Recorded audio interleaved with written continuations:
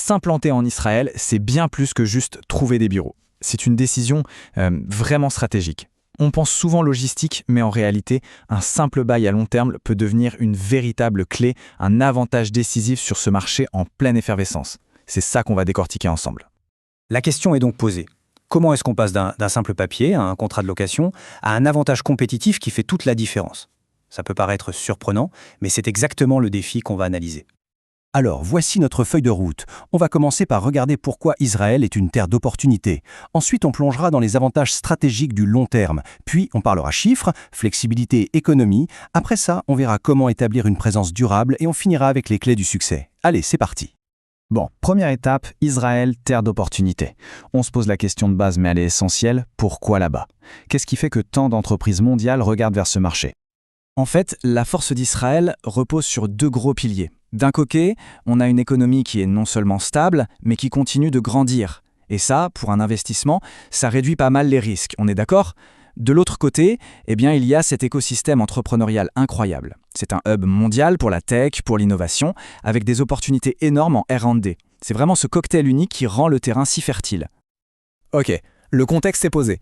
Maintenant, parlons stratégie. Quels sont les avantages à long terme? Parce qu'on ne parle pas juste de louer un bureau, non.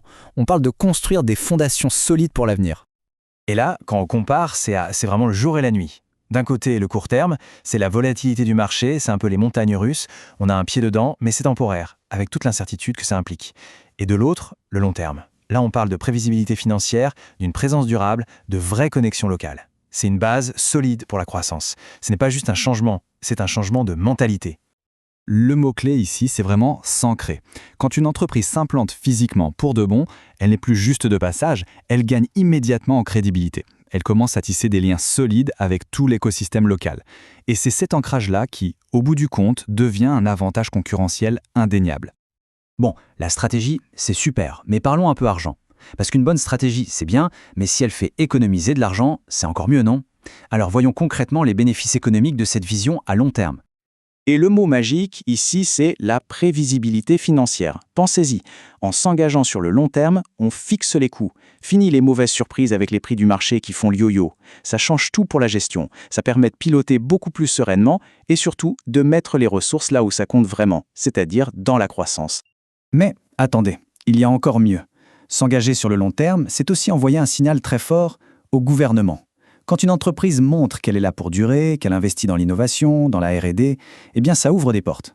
On parle ici d'aides financières concrètes, des réductions d'impôts, des exemptions et même des subventions directes. C'est un vrai coup de pouce, un accélérateur de croissance à ne pas négliger. Ok, on a vu le pourquoi. Maintenant, passons au comment. Concrètement, sur le terrain, comment on s'y prend pour que cette implantation durable soit une réussite? Alors là, attention, le succès, ça ne s'improvise pas. C'est un travail de fond. Il faut faire ses devoirs, comme on dit. Ça veut dire quoi? Ça veut dire comprendre sur le bout des doigts les lois locales, les permis, la fiscalité. Ça veut dire aussi construire son réseau, comprendre le droit du travail, la culture. Il faut analyser le marché, parler à des experts et surtout rester branché sur cet écosystème d'innovation qui est juste incroyable. C'est toute cette préparation qui fait la différence. Et pour terminer, on va faire un petit tour du côté de ceux qui ont réussi. Inspirons-nous des meilleurs. Quelles sont les leçons à retenir de ces entreprises qui cartonnent en Israël grâce à leur vision à long terme? La formule gagnante, si on devait la résumer, elle tiendrait en 4 points essentiels. D'abord, l'agilité, la capacité à s'adapter vite. Ensuite, la vision à long terme, bien sûr, pensée durable, pas juste au prochain trimestre. Puis, des partenariats solides, on ne réussit jamais seul. Et enfin, la résilience, parce que des défis, il y en aura. Ce sont vraiment ces 4 piliers qui construisent le succès sur la durée. Cette citation le résume parfaitement. Le succès, surtout dans un marché aussi compétitif, ça n'arrive pas par hasard. C'est le résultat d'un engagement profond et d'une vision qui va au-delà du court terme. C'est cette patience stratégique qui, au final, permet de bâtir quelque chose de vraiment grand. Et au final, tout se résume à cette question. Une stratégie d'entreprise, est-elle construite pour durer ou est-elle juste là pour une petite visite?